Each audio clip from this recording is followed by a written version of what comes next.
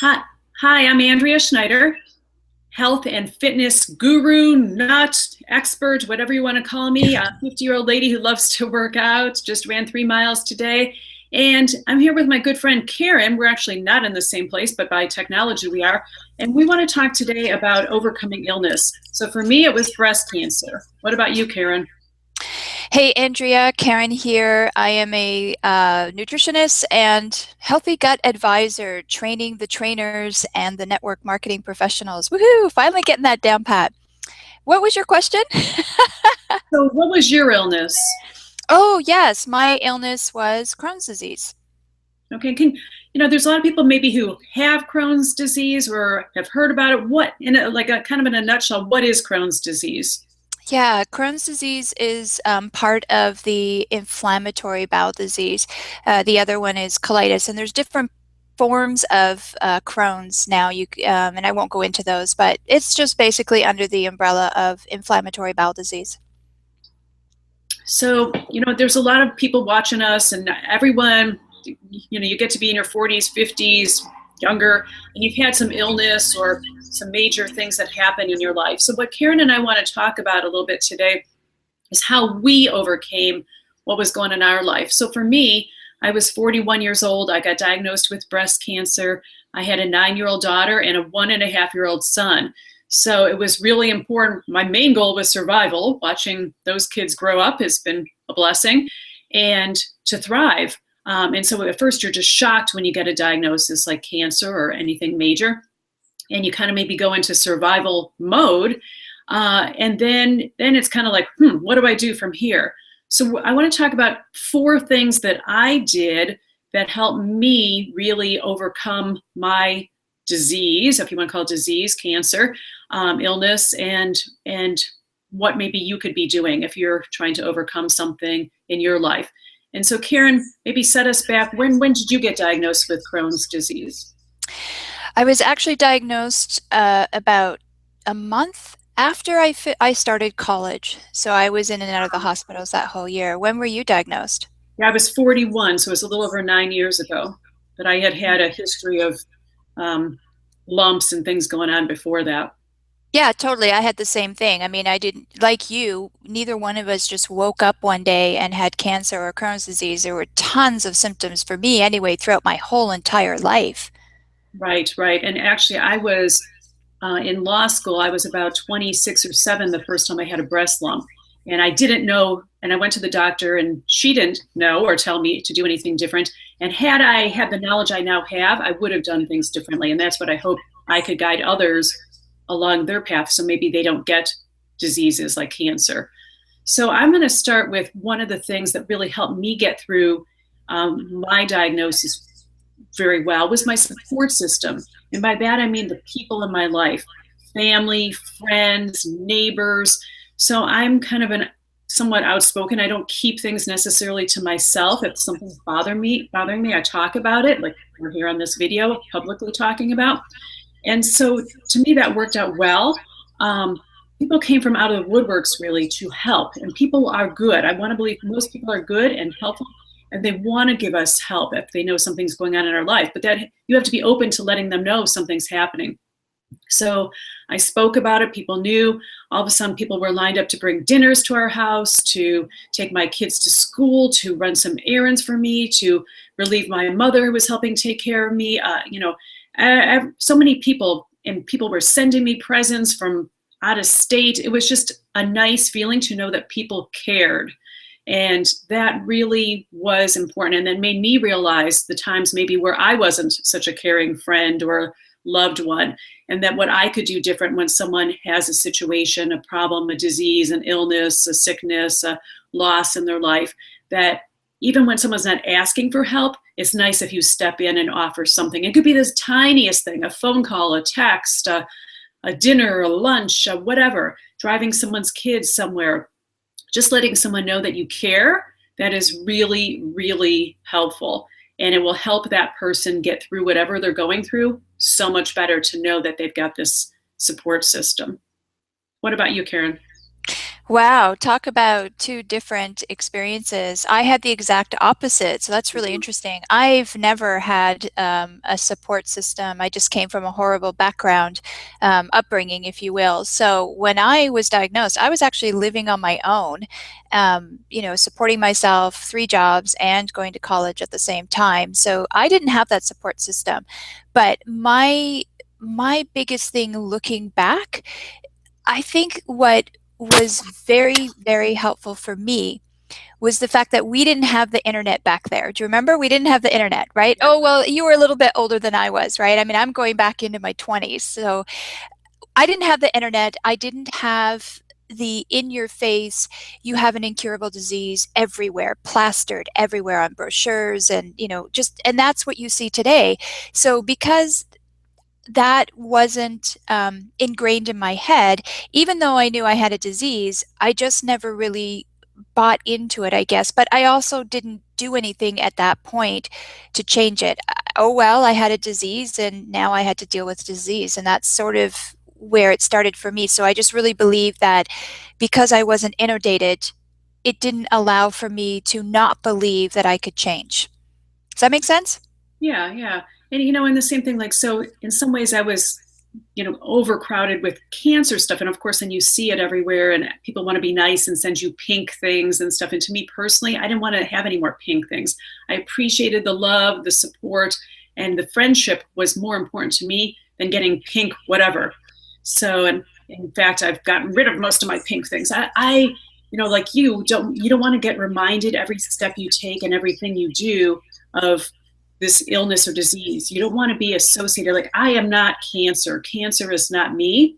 It was a part of my life. And thankfully, I consider myself a thriver and I've moved past the cancer and I've been healed of cancer for over 9 years. Thankfully, knock on wood. And I feel in better health than I ever have before.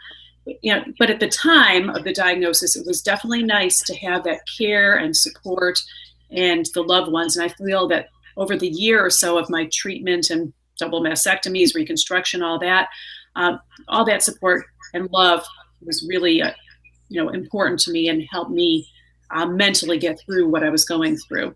And to show my gratitude back, I had a nice tea there were like 23 women that came to my house and I hosted a tea for them. And there were actually more people, men and women, who helped during that time, but they couldn't be there. So the next point I want to make is something that's been really important in my life that's helped me through a lot of situations is exercise. So I've exercised since I'm 18, so about 32 years. And even through my cancer and my treatments and surgeries, I still went to the gym. And that was actually kind of a safe haven. I didn't discuss my cancer with people at the gym. I just wanted to have one place in my life where people weren't saying, oh, how are you doing? How are you feeling? Because once people know you have cancer or something major, a lot of times they're looking at you a little different and thinking, you're really sick. And I really never was sick. I felt fine. It's just I had cancer growing in my body that I didn't know at first. And it was, just recovering from surgeries and procedures and all that. That was a lot of setbacks. But anyway, so exercise to me has been a safe haven, and it's cut my stress and it's helped me in so many ways. And physically, after every surgery, what I do is just try to push myself to do what I could do, not overdo it, and then do a little bit more. And I remember when I make some headway, say like I'd go to yoga, and I knew because of the surgeries on my arms and chest, I couldn't do certain movements, but then little by little I could do them. And at first, like, I couldn't lift my arm up over my head, and I still don't have complete range of motion. But as I was getting range of motion back, it felt like such an accomplishment that it was really gratifying, and it felt so good mentally to know that I was recovering physically. So exercise has been another thing for me. What about you, Karen? It definitely was an exercise.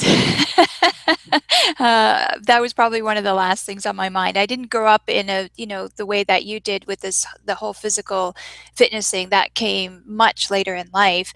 I would have to say, and it sounds like I'm looking at the spiritual aspect of this, but it's me looking back, and I'd have to say that with Crohn's anyway, and I'm sure it's the same thing for cancer, is that you have to look for the messages, because I'm sure you must have put out there, Andrea, that there has to be more. There's something else that I can try, right?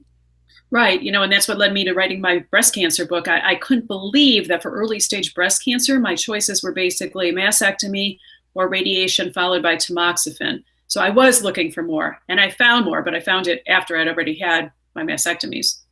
Sure, but the intent was put out there, and I think we all put that intent out there, even though there's a huge emotional connection to any illness or disease that you deal with.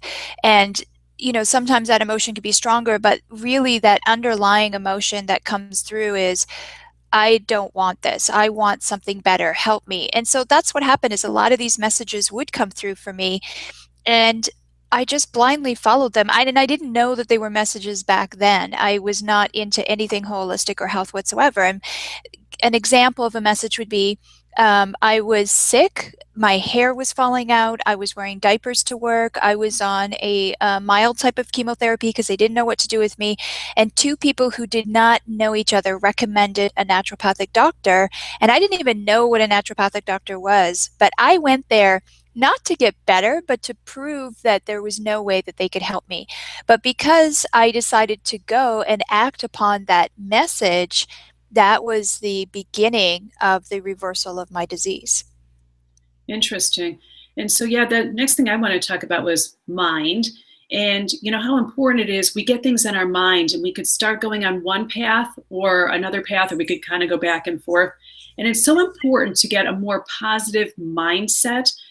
I've heard of people who go to a doctor and they have some terrible illness or disease, and the doctor says you've got 6 months to live. And there'll be some people who say, okay, I've got 6 months, I'm going to make the best of it, I'm going to go out, or I've got more than that. I'm going to prove that doctor wrong. Like you were trying to prove the doctor wrong in a kind of negative way. But, and they go out and they live life and they live 3, 4, 5, 10 years where they completely maybe even heal of their situation. Or other people, I've got 6 months to live, I'm going to go lay in bed and I'm going to wait out my 6 months and I'm going to be dead. And sure enough, they're probably dead before the 6 months. So I think our mind is so powerful and so strong, better than any computer out there. And so at the time when I got diagnosed 9+ years ago, I didn't know or believe in any of this stuff, or, I wasn't trained in any of it. My training as an attorney and, other things in life were so different that I've had to seek out more positive ways of thinking and things I didn't believe in before, meditations, affirmations, ways to decrease your stress, relaxation techniques, stress relieving techniques. And so our mind is just so incredible. And we could either take it, in the positive direction, or we could let it go wild in the negative. And unfortunately, I think with our society, there's so much negative crap out there. It's so easy to get sucked into the negative that it's more of an effort to go the other direction. And it's not as mainstream in many ways to kind of go up the stream and be with people who are positive minded and be thinking this way. And, maybe I've lived in California too long that I've kind of feel good about all this kind of touchy, what I would have considered before touchy feely kind of mind stuff and meditations and yogas and affirmations. Woo woo. Guru. I truly, woo. Yeah, I truly believe it could help in so many ways with our stress and illnesses that it's unbelievable. So what about you, Karen? What's your next thing that you did or do to overcome diseases? Yes, much like you, the mind part of it as well. Absolutely. Once I was willing to accept that. So I went in a different path. I actually, after I went to that naturopath and, she gave me a digestive enzyme, and within a couple of months, and that's all she did. And within a couple of months, I was in remission for the first time in a very long time, that I believed there was more to this. And so I stuck it out with her. And then I learned about nutrition and how nutrition can make an incredible impact on your wellness and health. And so I started working with her and finding out what wasn't working for my body and what I needed to put into my body. I grew up on processed refined foods. My parents didn't know any better, and I don't blame them. Like I said, back then we just didn't know what we know today. We just blindly trusted our government figures out there. And now we're learning that that's not the case, that we have to take that information and take it with a grain of sea salt, if you will. And we have to start doing our own investigation, just like you did with your breast cancer, and, putting that into a book, Andrea. So yeah, nutrition was profound. And I totally agree. And that's the next thing I want to talk about is I had no idea. Like you, I grew up, I'm a little older than you, but in the 60s, and people started moving away from the more natural foods to canned foods and processed foods. And I really feel that our food today is lacking so much nutrition. And I grew up in Illinois. There were corn crops all around me. And every summer, the farmer would come out and spray all kinds of crap. God knows what that was. And the farm was literally right behind my house. And then they'd come out and spray for mosquitoes, and the kids would think it would be fun to play in that smoggy stuff they were spraying. So when I look back, like right on my street where I grew up in Des Plaines, Illinois, so many cancers, so is it just a coincidence, or was it something going on there? Hard to say. But so then, like you, something turned with me in terms of I was giving a talk at a women's health panel, and there was a naturopathic doctor there, and he was talking about the connection he believed between vitamin D deficiency and breast cancer and a lot of other illnesses. Now, I was just about done writing my book, and I had not come across that, so that's not in my book. But I started researching it after that and realized he was right. And that's what got me to be on the path of supplementation and realizing what we eat isn't necessarily the best these days. So we need to try and make it as good as possible. And even if you have a great diet with lots of fruits and vegetables and hopefully organic, lots of water, you still need to supplement. What I mean by that is high quality vitamins, really good pharmaceutical grade supplements in the right combination and formula. And that's actually how Karen and I met on that path of supplementation and in that world. So that would be my main thing. So if I gave an overview of what helped me, it would be the support system, the exercise, the mind, relaxation techniques, stress relieving techniques, and supplementation. Those would be my 4 things that I would tell people, even if you're not ill or on the way to illness or disease, start doing them now so you don't get there. Or if you're already on the path of illness, disease, or you've been diagnosed, it's not too late. Make some changes.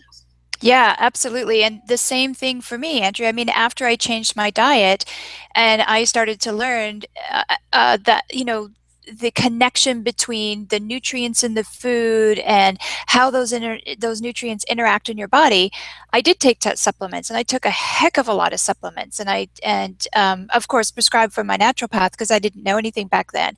It was also homeopathy as well, and I also did chiropractics, and I did acupuncture. There was tons of things that I did, and it fueled me to where I am today, because what I love to do is actually teach other healthcare practitioners and network marketing professionals and health coaches, because it all starts with the gut. Now, I had, of course, a gut illness, but it starts with the gut. I mean, if you aren't digesting properly, then you're not getting those nutrients that you need. Calcium, magnesium, manganese, and B12 in particular and iron are just part of hydrochloric acid.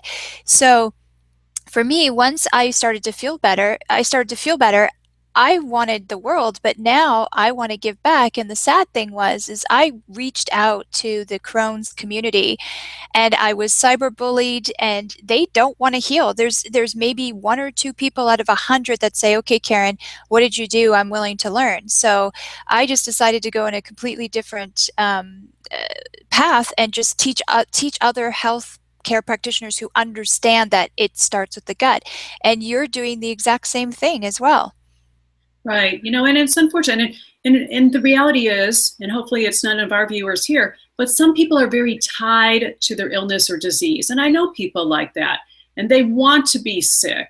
Maybe they don't even realize it, but they get something out of it. They get the attention, they get the care. Now, I loved the support and stuff I got, but I didn't want to be sick. I had things to do. I'm not one to lay on the couch and woe is me. I don't have time for that in my life. Now, some people want that.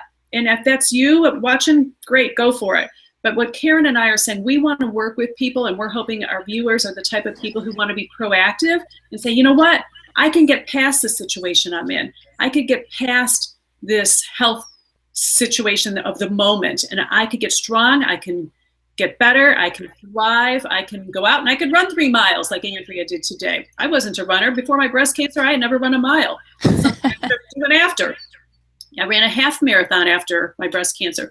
So just because you have a disease, an illness, whatever, or even if it sounds so bad, the doctors are telling you this or that, and it just sounds awful, you know what? Go out and do your own investigation, do your own research, contact Karen, contact me, another person who's in the health world. I totally believe in Western medicine, but I totally believe in the integration of what we call kind of Eastern, more holistic medicine. And it's the combination of both and even more towards the holistic side.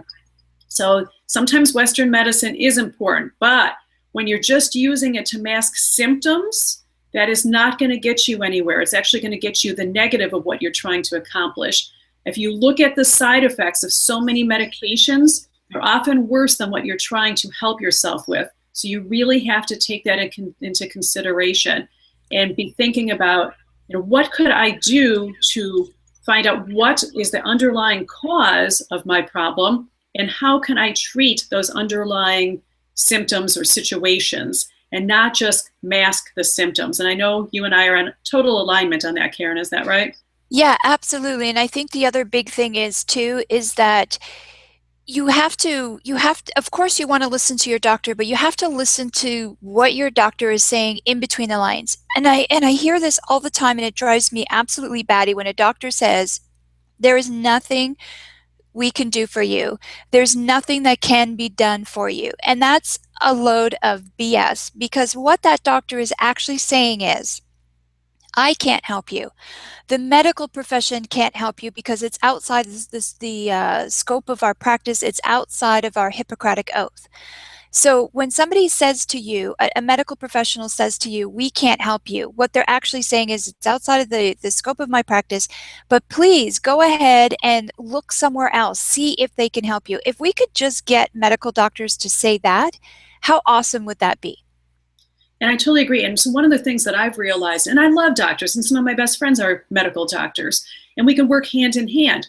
But Karen's right. And what's unfortunate, and you can ask medical doctors this, they don't really learn about some of the things that Karen and I have learned about, like supplementation, vitamins. In medical school, they get, I think, about an hour and a half, a couple hours of nutrition in medical school, which is sad. And even today in the younger students.